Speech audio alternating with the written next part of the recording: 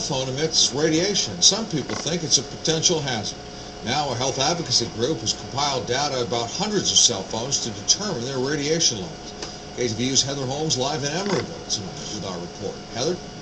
Frank, BlackBerry or iPhone, 500 or 1,000 minutes, rock or rap ringtone. People think of all sorts of things when they buy a new phone. But tonight, this group says we should all be thinking of our health. Everywhere we looked, people were deep in cell phone conversation, whether it was sitting, standing, or walking. Recent figures show more than 270 million Americans, or more than 87% of the U.S. population, now owns a cell phone. But experts say most have no idea about their cell phone's radiation level. No, I never thought about that. I have no clue. No, I never looked at radiation levels when I was buying my phone. But the environmental group says consumers should consider the radiation level just as much as other features of the phone. The Oakland nonprofit just rated more than 1,000 different cell phones and discovered the levels vary greatly. And we actually found that there's about an 8-fold difference between the lowest emitting phones and the highest emitting phones. None of the phones exceeded the standard of 1.6 watts per kilogram established by the Federal Communications Commission, but some came close. This is the phone that rates the worst. The Motorola Moto VU204 came in at 1.55.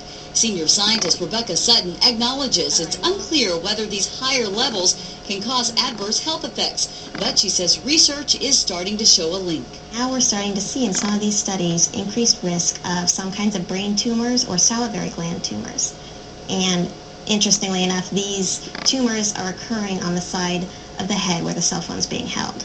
The Wireless Industry Lobbying Association, the CTIA, disputes any link, saying that the American Cancer Society, World Health Organization, and Food and Drug Administration, quote, all have concurred that wireless devices are not a public health risk.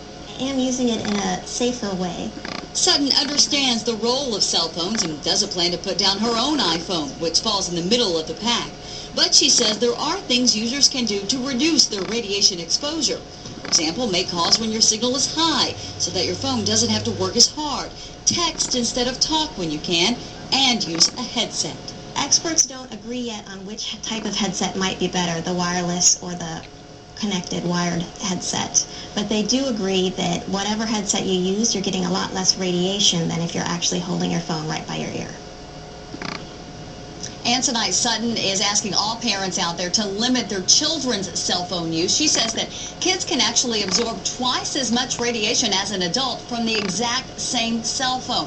In fact, she says several countries, 6 different countries, in fact, have put restrictions or limits on children's cell phone use. Reporting live tonight here in Emeryville, I'm Heather Holmes, KTVU Channel 2.